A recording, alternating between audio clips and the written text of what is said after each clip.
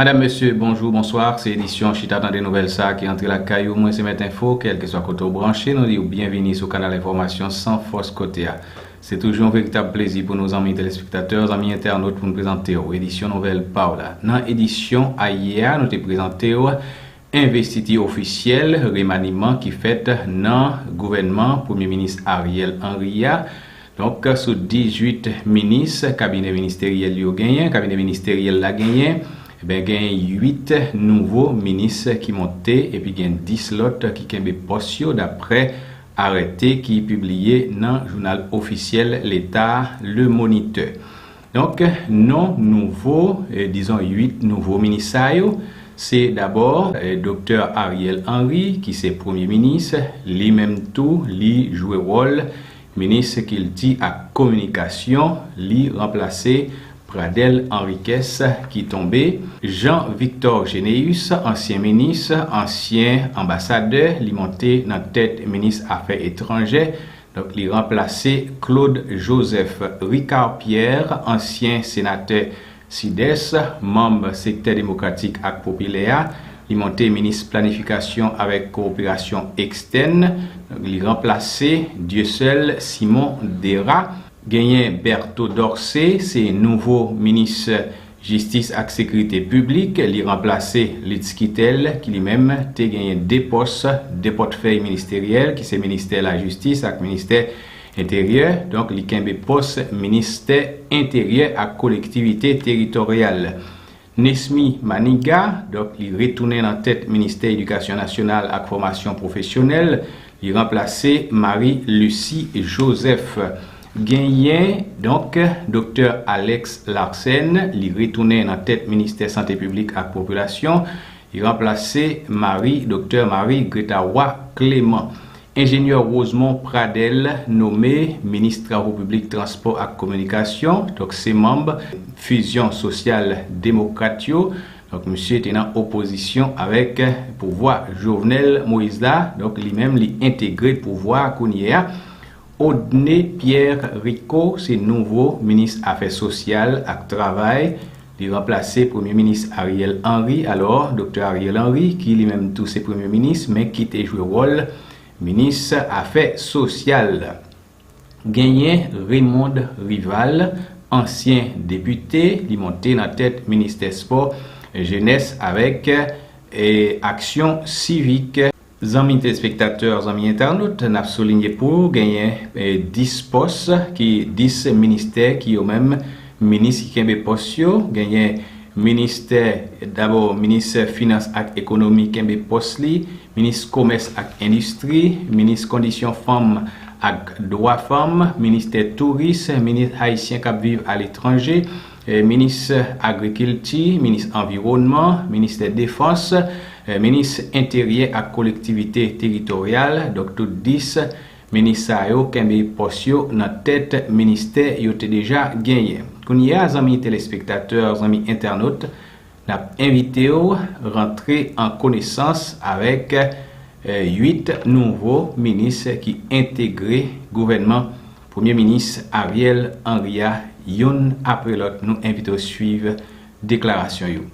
Au nom et pour la continuité des services publics.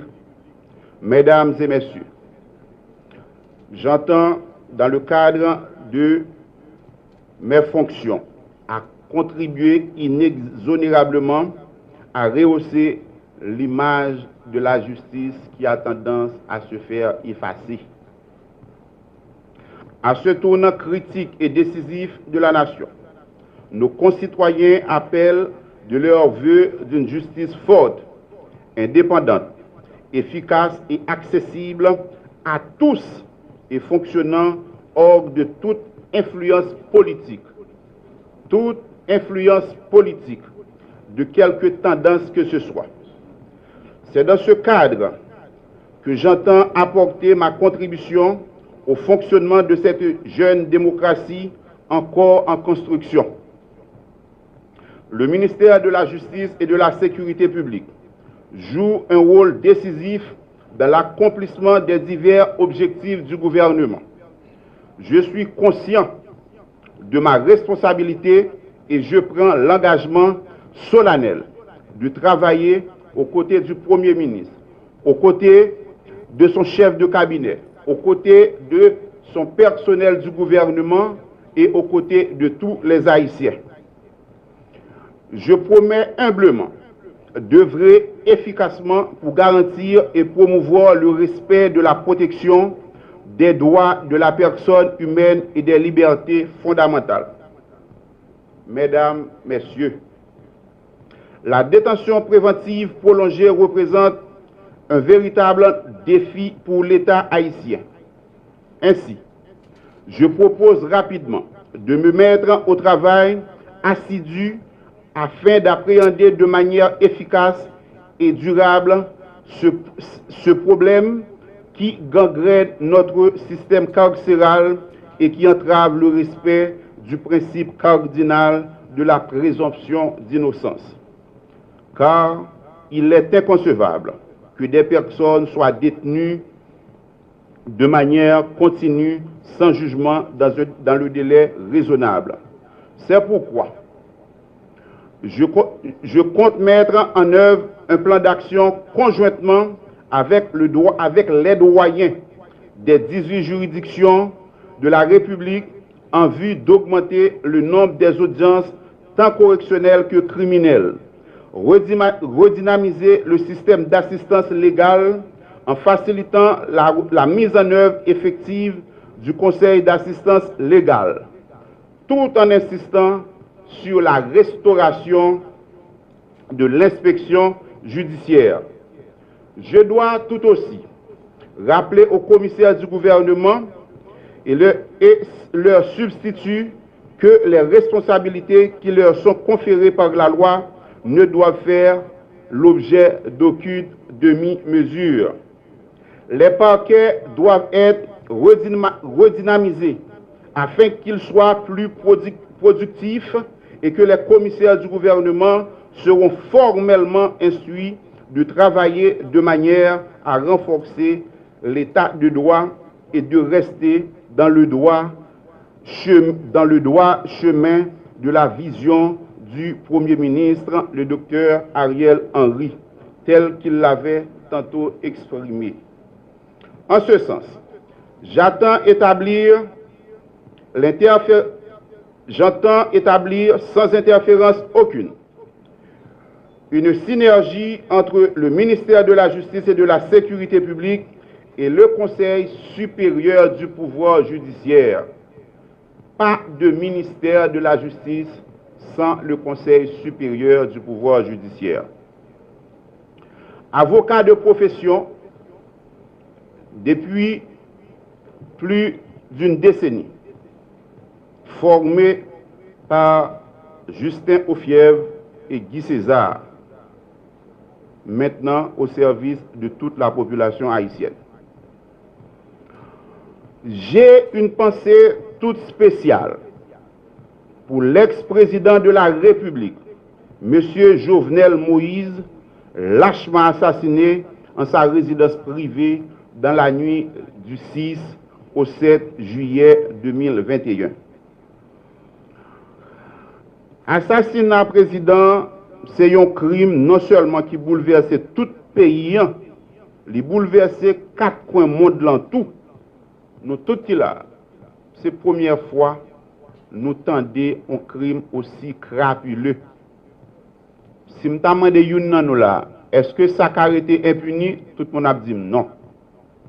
Si nous demandons tout, pour quantité de journalistes qui ont assassiné lâchement, est-ce que ça a été impuni? Nous avons dit non. Si nous disons là, est-ce que massacre la Saline a prêté Jean-Yann Antiwa? Nous avons dit non.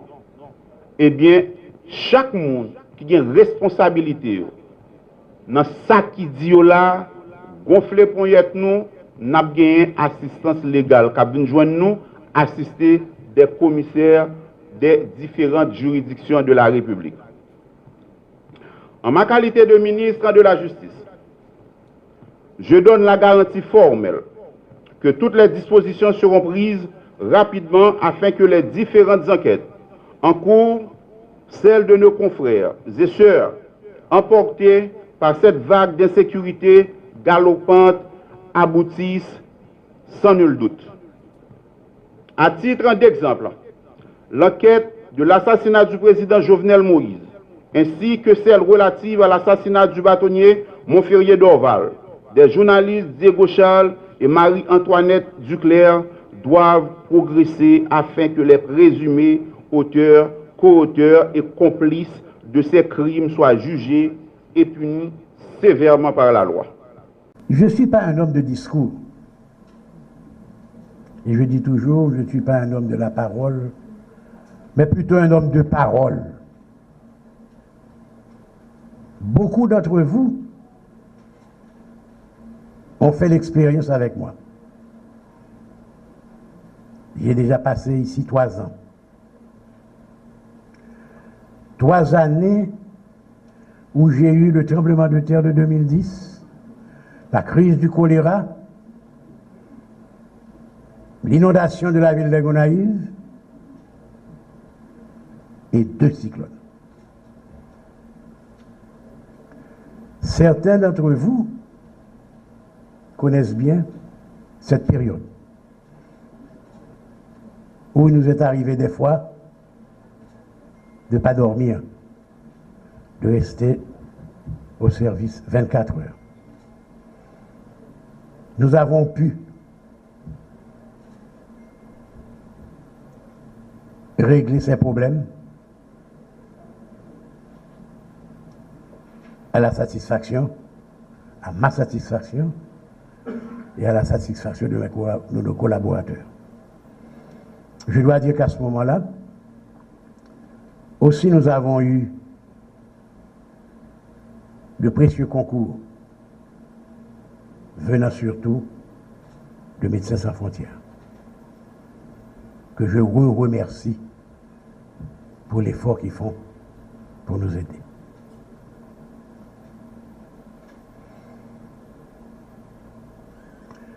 Madame la ministre sortant, Greta, tu permets, tu es comme ma fille. Je ne te remplace pas, je te succède. On ne saurait remplacer un ministre, c'est un médecin qui succède à un médecin, comme toi tu as succédé au docteur Guillaume. Ah oui.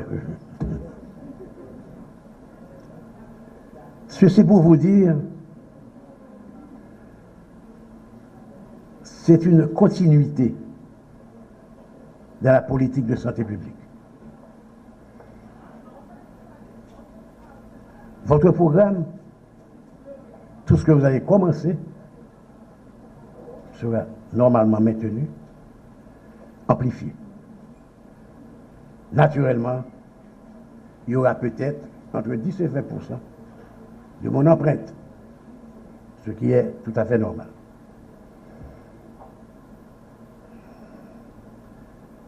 Madame la ministre François, je vous remercie pour les mots encourageants que vous avez prononcés à mon endroit. Je ne vais pas être long. Je dis simplement, il faut nous mettre au travail dès demain matin. Je ne compte pas faire de grands changements. J'aime la continuité. Je demande la collaboration de tout un chacun, du garçon de cour jusqu'au plus grand technicien. Parce que c'est avec vous que j'ai réussi dans mon ministère. C'est avec votre collaboration que nous pourrons apporter des améliorations au système de santé. Système de santé qui, malgré les multiples réalisations de ma fille Greta, se porte toujours très mal. Parce que de 2008 à 2011, je fus ministre, et il y a une réalité criante. Et je le dis, la santé publique et l'éducation nationale, ce sont les deux ministères abandonnés par les différents et successifs gouvernements, même le gouvernement auquel j'ai appartenu. Il faut se battre jour et nuit pour obtenir quelque chose. Et je vous dis, ce n'est pas de maintenant. Ça a été, on dit, toujours ainsi. Il y a un ministre des Finances qui lui a dit un jour, la santé ne m'intéresse pas, ça ne rapporte pas.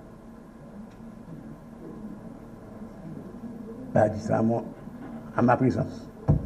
Ça ne rapporte pas. Ce qui l'intéresse dans le ministère des Finances, ce sont les rentrées d'argent. Et je pense que ce type de réflexion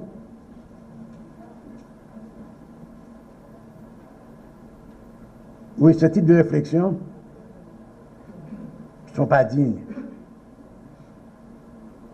non pas seulement d'un politicien, mais d'un Haïtien.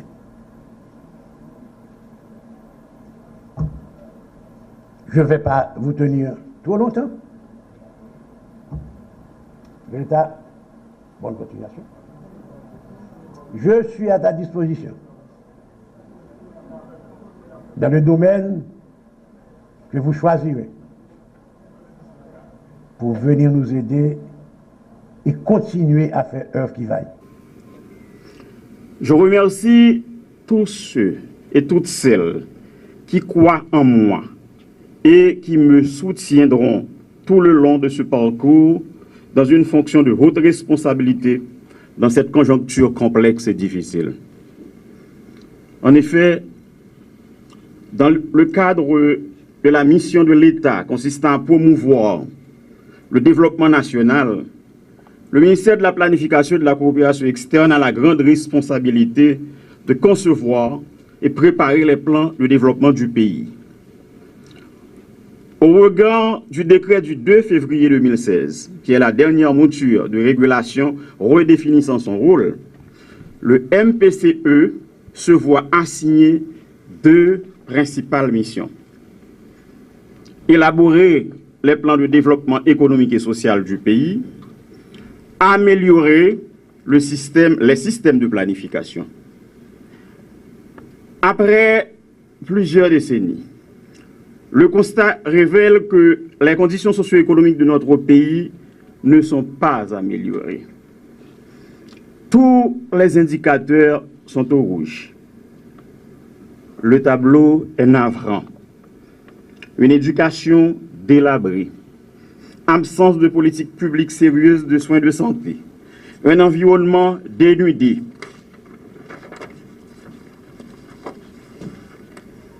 une économie anémiée et en lambeaux, un niveau inacceptable d'insécurité alimentaire et d'insécurité tout court. Pauvreté et misère sont devenus pour nous des interlocuteurs quasiment privilégiés. Nous restons impuissants, les observant, comme un flot mugissant qui avance progressivement pour nous conduire à l'anéantissement. La mission du MPCE est essentiellement la coordination du développement du pays. Cela implique 4 facteurs. D'abord, lecture et codification du niveau global au niveau politique, une compréhension sectorielle du global, une coordination stratégique des actions du gouvernement, une coordination opérationnelle du MPCE lui-même. Un pays indépendant depuis plus de 200 ans qui dépend complètement de sa diaspora et de la solidarité internationale pour sa survie. L'Haïti d'aujourd'hui est l'échec de nos élites car elle n'est pas arrivée à cet état de délabrement toute seule. c'est bien les résultats de nos luttes intestines et stériles, le refus de compromis et la mauvaise gouvernance. Aujourd'hui, Haïti se meurt. Elle s'écrase sous le poids d'une crise qui végète dans tous les domaines. Crise économique, crise sociale, crise sanitaire, crise politique, crise sécuritaire, crise migratoire et crise de carburant qui impactent négativement la quasi-totalité de la population. Nous avons l'obligation patriotique de mettre nos forces en synergie pour travailler ensemble. Nous avons l'obligation patriotique d'offrir à la population un autre cadre de vie qui suscite de l'espoir. Aujourd'hui, le pays réunit toutes les conditions pour une explosion sociale sans savoir ni quand ni où elle s'arrêtera. Le moment est opportun pour les élites haïtiennes de changer de paradigme. Travaillons dans l'intérêt national. Le ministère des Travaux publics et Communications, c'est un ministère de grandes infrastructures. Mais il serait utopique de ma part de penser à la réalisation de grands travaux avec une économie aussi faible et dans une période transitoire. Toutefois, il va falloir évaluer l'existant et finaliser certains projets dans la mesure des possibilités financières réelles. Je sais que les eaux sont basses. Il va falloir développer une culture de résultats pour commencer à satisfaire l'attente de la population avec le peu de moyens disponibles ici. Je souligne à l'encre fort, il faut avoir la volonté de travailler avec d'autres institutions pour redonner confiance aux citoyens et aux citoyennes. Nous devons mettre en place une stratégie efficace à travers les structures déconcentrées pour combattre l'insalubrité qui devient un état de fait et qui présente Haïti dans un leader proverbial. 2. Pour réaliser de petits travaux sur plusieurs tronçons de route afin de soulager le quotidien des automobilistes. Oui, nous qu'a fait. Depuis nous mettons tout cadre et personnel qui en le ministère en confiance et créer une bonne ambiance de travail. Il y a plus passé 30 ans depuis ces camions citernes qui vendent pifocaille dans la zone métropolitaine dans l'eau. C'est un problème pour nous avec responsable d'INEPA, pour nous comprendre comment nous arrivons à agrandir le réseau de distribution de l'eau. Lionel là, c'est qui faut dans les affaires de l'eau. C'est promotion. Pour nous alimenter toute caille, nous connaissons, nous pas qu'à faire bride soukou, mais nous pral garder et ouais avec responsable comment nous qu'à faire avancer parce que de l'eau c'est un élément important dans la vie de la population. C'est même bagaille avec l'électricité. C'est une société, c'est un dossier tête chargée, mais qui gagne en pile influence sur l'économie pays, sur l'activité sociale de la population. C'est un secteur qui loue et qui demande en pile l'argent. L'argent nous pas gagné kounya, mais faut que nous ouais. Comment problème yo posé et gens responsables approcher question et qui ça nous capoter la donne. Chaïla nous c'est vrai. Si nous mettons en pile intelligence, en pile détermination, avec sérieux, n'a privé beauté. M'a invité tout cadre, à tout personnel en un ministère. Vous mettez toute force nous ensemble pour nous participer dans la construction d'un Haïti tout neuf qui est capable d'assurer bien-être toute population, femmes tant que garçons. Je voudrais remercier le Premier ministre, Dr. Ariel Henry, d'avoir placé sa confiance en moi en me choisissant pour conduire la diplomatie haïtienne. Je serai à la hauteur de cette mission dans ce contexte historique difficile, marqué par une crise multiforme. Mes remerciements vont également au ministre sortant, Dr Claude Joseph, que je succède à la tête du ministère des Affaires étrangères et des Cultes. Excellence, je vous transmets mes remerciements pour avoir servi notre pays dans ce contexte difficile. De même, je dois prendre note et vous remercier d'avoir entamé des chantiers qui nous serviront de piste pour avancer et aller de l'avant. Je voudrais saisir cette occasion également pour remercier tous ceux et toutes celles qui ont accepté de servir la diplomatie haïtienne, tant au sein du ministère qu'à l'extérieur dans nos missions diplomatiques et consulaires. J'attends de vous, chers cadres et employés, dévouement, professionnalisme et une franche collaboration dans l'accomplissement de la mission assignée au ministère des Affaires étrangères et des Cultes. Je veux profiter de cette opportunité pour rassurer nos partenaires de la communauté internationale.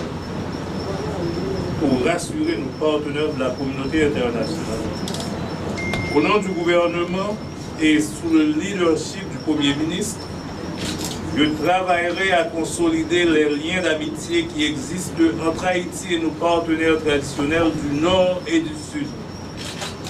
Je chercherai à explorer toutes les opportunités de coopération dans les domaines économiques, commerciaux, scientifiques, techniques et culturels au profit de notre pays.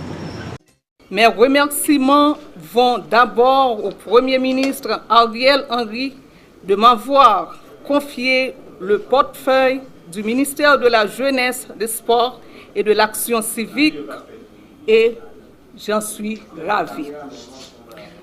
Je salue ensuite ma famille politique qui a fait choix de moi parmi tant d'autres afin de représenter le parti au sein du nouveau gouvernement de consensus national, résultat de l'accord du 11 septembre 2021.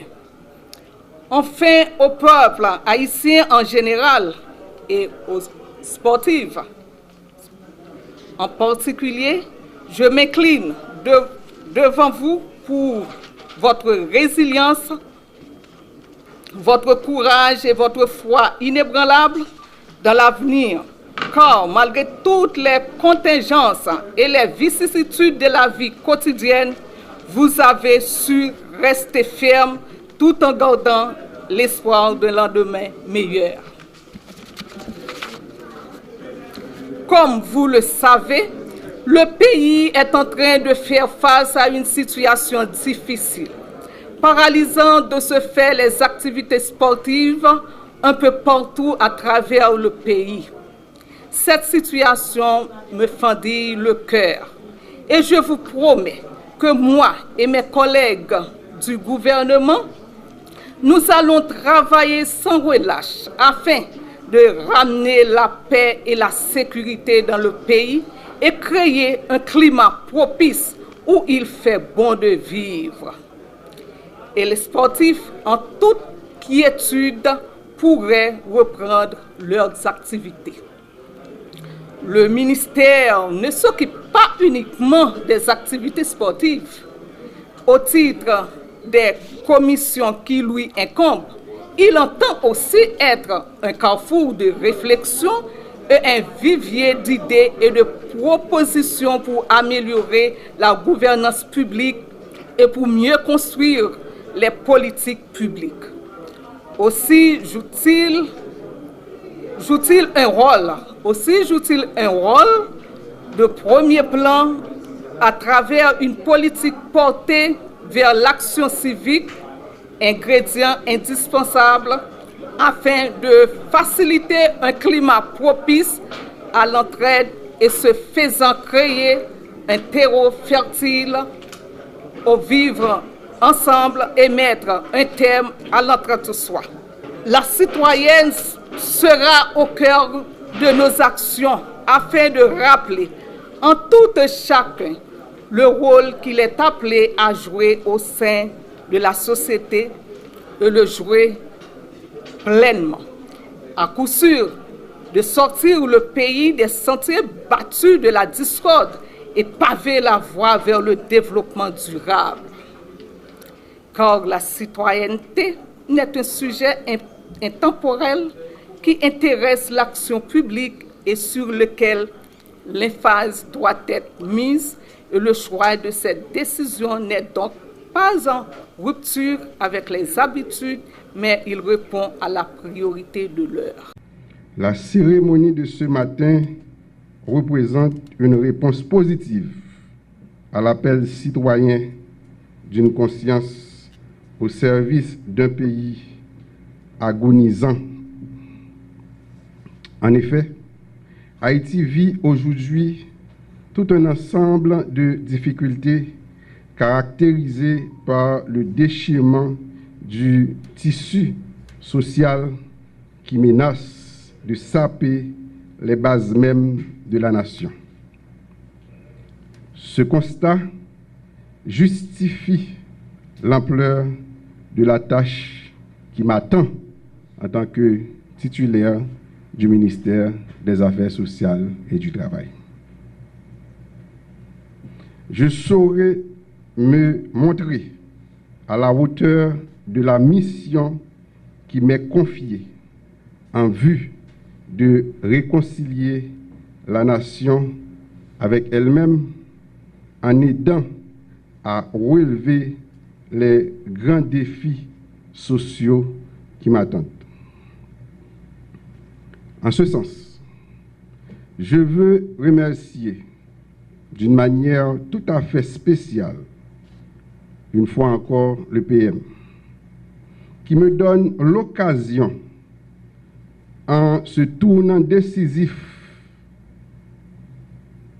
de notre vie de peuple, de me mettre au service de la République. Ainsi, je m'engage à apporter toute ma collaboration au gouvernement dont je suis membre, tout en appliquant la vision stratégique à travers sa politique, principalement dans le secteur social. De plus, c'est avec un sentiment de devoir que je brigue aujourd'hui le poste de ministre des Affaires sociales et du Travail en tant que cadre du ministère.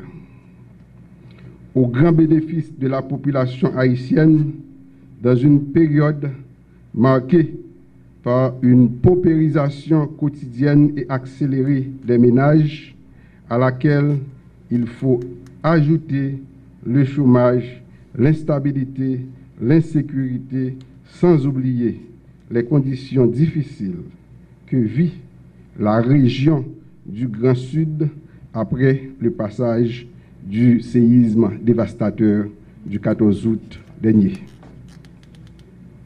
Mesdames, Messieurs, directrices, directeurs, chefs de service, chers employés, mes amis du syndicat, depuis plusieurs années, le MAS connaît une descente aux enfers, un déclin, une situation alarmante en dépit de certains efforts. Amis téléspectateurs, amis internautes, dans l'édition avant, nous te présentons investiture nouveau membres, 8 nouveaux membres qui étaient rentrés donc dans le nouveau gouvernement Ariel Henry qui gagne 18 ministères, gagne 10 dans yo qui gagne portio, donc gagne 8 nouveaux ministres qui rentrés. Nous avons fait connaissance avec 8 nouveaux ministres qui entraient dans le gouvernement. Donc c'est là nous camper avec édition spéciale ça. Nous remercions pour écouter votre attention. On a croisé demain dans même la même chaîne. Si papa bon Dieu content. À bientôt.